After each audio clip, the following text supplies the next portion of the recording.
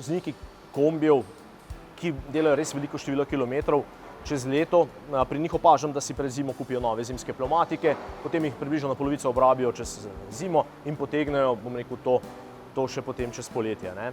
Ta pojav opažam približno pri slabi petini voznikov, z vidika varnosti malce zgrešena. Zimska pnevmatika je res namenjena čisto drugačnim razmeram, se pravi, namenjena res uporabi nekje od novembra do marca.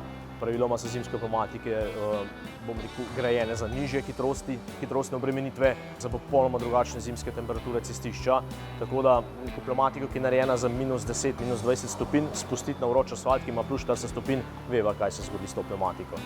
Na našo Facebook stran smo dali anketo, ali je M+S prva alineja celoletna ali zimska pnevmatika.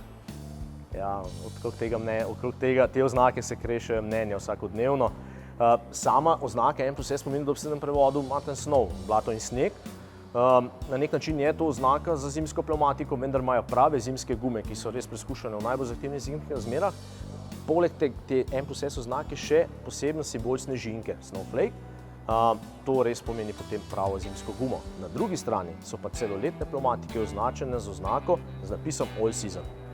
Se pravi, M+S ni celoletna pnevmatika. Tako, ni celoletna. Pred branjem testov in ocen pnevmatik je modro opraviti smiselno domačo nalogo in premisliti, kakšne so naše vozniške potrebe in zahteve, kakšen je naš vozniški slog ter koliko, kdaj in kje prevozimo največ kilometrov. Vselej lahko sežemo po najbolje ocenjenih in najverjetneje bo možnost, da smo zgrešili majhna. A če naše zahteve niso v vseh ključnih kategorijah nujno tako visoko ocenjene, lahko primerno pnevmatiko za svoj vozni slog najdemo tudi med sicer srednje ocenjenimi, a praviloma tudi primerno nižje cenovno ovrednotenimi pnevmatikami. Takrat, ko pride čas za menjavo pnevmatik, je tule polno avtomobilov, ki bi radi preobuli svoje čevlje.